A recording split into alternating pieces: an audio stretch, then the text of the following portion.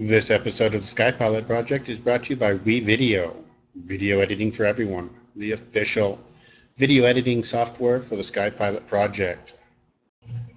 This is episode 5 of the SkyPilot project, the state of being low income. And welcome to episode 5 of the SkyPilot project weekly. Originally I was going to talk about skills training and how that can affect low income families and individuals. But while I was researching it, it just ended up being a bunch of facts and figures and a bunch of boring stuff that nobody wants to listen to. So what I want to do instead is I want to talk about what it is to be in a state of low income, the state of being low income, and what that really means. On the SkyPilotProject.org, I wrote a post about it a little while ago, and I've kind of been thinking about it ever since. And what does it mean to be in a state of low income? It means that you're in a constant state of stress and anxiety because you're constantly wondering, do I have enough food for the day? Do I have enough food for the week? Do I have enough gas for the week? Do I have enough gas to get to work every day? Do I have enough money to pay this bill this week? It's constantly a state of being uncertain, being in a constant state of flux, and just not being very stable. Being low income means that you're not in a stable environment. You're in an environment that could change on a dime. If you have a part go out on your car, that could mean putting out money that could have gone to food for an entire month, an entire week, an entire day, depending on the part. Sometimes it's just so expensive to fix a car that you have to go without the car now. Now you're trying to figure out how you're going to get to work. For low-income families in smaller towns, that means walking or riding their bike or getting rides from co-workers or friends. In larger cities, that means trying to come up with the money to travel on public transportation. Sometimes that's a lot harder than it might sound. Portland, Oregon has one of the best public transportation systems in the world, and it still costs close to $2 for a 2-hour bus ticket. So it can be challenging. And being in a state of low income means that you're constantly worrying, and there's no real fix for it. Donald Trump, in his campaign, says that he wants to make America great again. To do that, you need to be able to pull those in poverty out of poverty and bring them up into the middle class. The only way you can do that is if you raise the minimum wage to $15 an hour, raise the income cap on food stamps and other cash assistance, start to fund better education. If we were to take 5% of the $1 trillion military budget and put that towards education, we could practically fund education for every single child in America from K through an undergraduate degree. That is what it means to make America great again. That's why I voted for Bernie Sanders in the primary. It's why I'll be voting for Hillary Clinton in the primary election. And if you really look at what it means to be low income, it means sometimes only being able to eat on $1 a day, $1.50 a day, $2 a day. If you're lucky, you have enough food stamps to get you through about half the month. Right now, an individual with zero income gets about $200 in food stamps. That's a lot, but really it comes down to about $50 a week on a regular 4-week month. Sometimes it's less per week if the month runs a little long. So to be in a state of low income means being in a state of wondering, of uncertainty, of just not having enough. In my article on the website, there's a graphic on there that says that 1/3 of all working families, 32%, may not have enough to meet basic needs. And that's very true. Most families don't have enough to meet basic needs.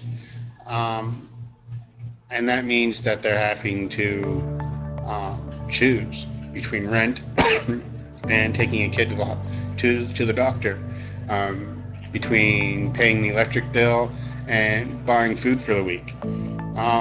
It's a constant state of exchange. Do we have enough for this school event for the kids, or do we just go ahead and buy the food and they can just not go? You know, it's a constant state of exchange, and there's only one real way to fix that, and it's by skills training. It's by providing programs that help defray costs for daycare, for food, for transportation, and a whole list of other things. And right now there isn't a lot out there for that. Yeah.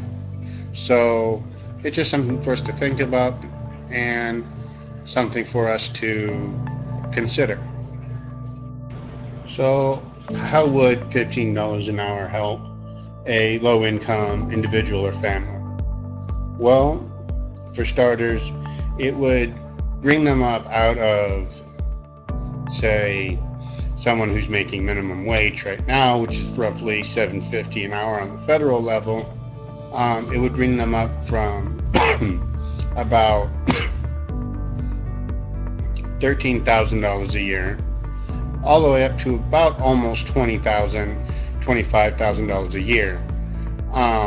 So that would be a huge help to low-income families, especially those with kids, those who are already on food stamps. I mean, it would make a big difference. And that's why it's so important to really push for the $10.10 an hour federal minimum wage. We all know $15 an hour isn't going to happen overnight. It's going to be something that's going to have to happen over time so businesses can adjust to the new reality. And I don't really think that it would affect businesses as badly as the GOP and other naysayers would like to think it would affect business. Because if you have a business that's doing well, that has 50 or more employees, especially if you're a fast food business, those businesses make good money most of the time. $15 an hour would mean that those people wouldn't have to struggle to get to work every day. They wouldn't have to struggle to make sure their rent's paid, or their electricity bill's paid, or their internet bill is paid, or their phone bill is paid. They wouldn't have to make those choices. They could pay everything and have food. And they could pay everything and have enough gas to get to work every day. It's something that if you were to listen to the GOP, listen to the Republican Party, listen to the Tea Party about how terrible it would be if everyone had $15 an hour, you have to remember that the majority of people making the federal minimum wage, or even a state minimum wage, isn't going to be the teenager just going to having a job to earn extra money so they can buy their first car. The majority of people on the minimum wage are the working poor, are adults who are trying to provide for their families, trying to provide for themselves. They're just individuals. One of the reasons why I always try to emphasize both families and individuals is because it's not just low-income families that suffer because they're low-income. It's also individuals, because typically individuals have less overall help with their situations. Typically, when you go into health and welfare, there are tons of programs for families that are low income, but very few programs, if any, for individuals. And that needs to change because the diversity within those who are low income runs the gamut. Both men, women, young, old, a vast variety of cultures. And we need to have our programs reflect that because there isn't a lot there. The other things that we need to think about are what are we going to do after the election? I mean, if you've been watching the news at all, you know the election has been a bit cantankerous, if not controversial. It's my firm personal belief that Hillary Clinton's going to win in a landslide that has not been seen in politics in decades, if not since the first president. It's going to be interesting to see how the fallout looks, because it's going to matter to low-income families. If you're low income and you're not registered to vote, you need to be. The more that low-income people, low-income adults get out there and vote, the more representation we'll have.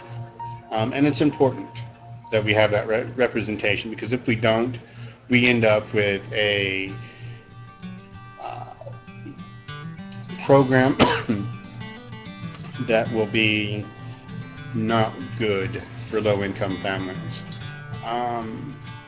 If you've paid attention at all to the way low-income entitlements have developed over the last 10, 20, 30 years, you'll notice a trend whenever the GOP is in power that the programs get smaller.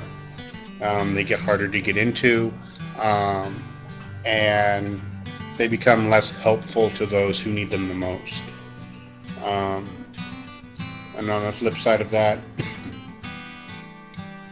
when the Democrats are in office, they get better. Democratic Party is a progressive party.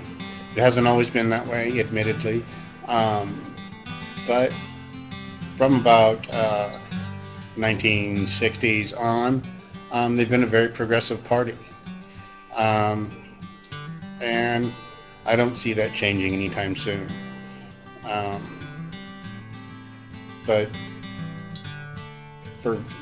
if you are low income and if you are not voting, then you should be.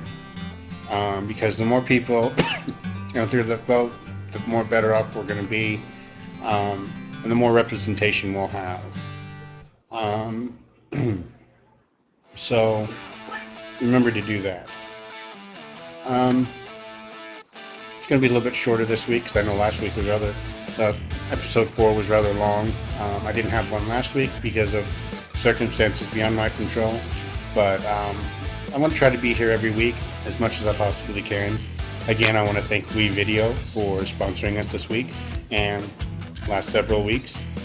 Make sure you check out WeVideo.com. It's an awesome online editing suite, and it's what I use to do this. So thank you for listening, and have an awesome day.